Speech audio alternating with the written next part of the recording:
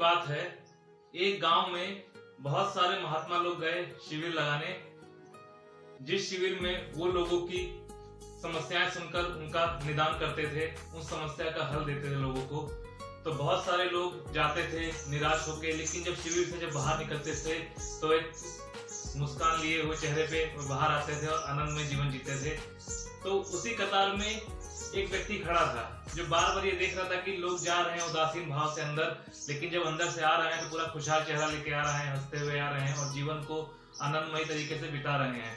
और जब उस व्यक्ति का नंबर आया तब वह अंदर गया, तो वहां उस शिविर में जो महात्मा थे उन्होंने उस व्यक्ति से सवाल किया कि बताइए आपकी परेशानी क्या है, आपकी समस्या क्या है।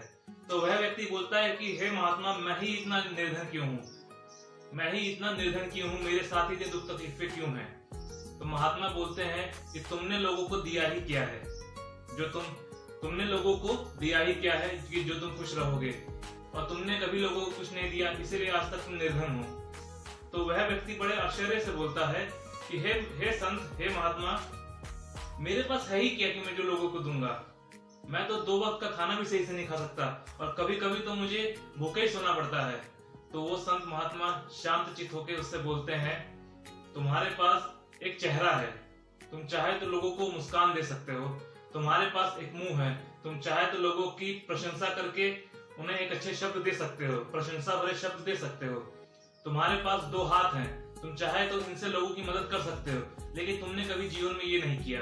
क्योंकि जो निर्धनता है, जो गरीबी है, ये हमारे वास्तविकता नहीं है। क्योंकि गरीबी का जो भाव होता है वो मन में होता है, बाहर ही नहीं। अगर हम लोगों की मदद करने लगे, प्रशंसित रहें, हमेशा खुश रहें, तो हमेशा हमारा जीवन आनंद में ही रहेगा। क्योंकि ये एक रहस्य है, इसको समझना बहुत जरूरी है। लोग क्या होते हैं कि अपने दुखों से ज्यादा लोगों के सुखों से परेशान होते हैं, जो कि ये गलत है। अगर वह अपने दुखों से निपटने में व्यस्त रहें तो वो उस दुखों से निजात पाके आगे बढ़ सकते हैं अपना। और वो महात्मा और कोई नहीं, महात्मा गौतम बुद्ध थे, जो एक गांव में गए थे जहां पर उन्होंने शिविर लगाया था, और वहीं पे उस निर्धन व्यक्ति की उनसे मुलाकात हुई। और ये प्रेरणादायक कहानी है। आशा करता हूँ इस छोटी सी कहानी से आपको बहुत कुछ सीखने को मिलेगा। और जाते जाते एक लाइन कहूंगा, इसको हमेशा याद रखिएगा, खूबसूरती बढ़ जाती है महज मुस्कुराने से, मगर लोग बाज नहीं आते मुंह फुलाने से।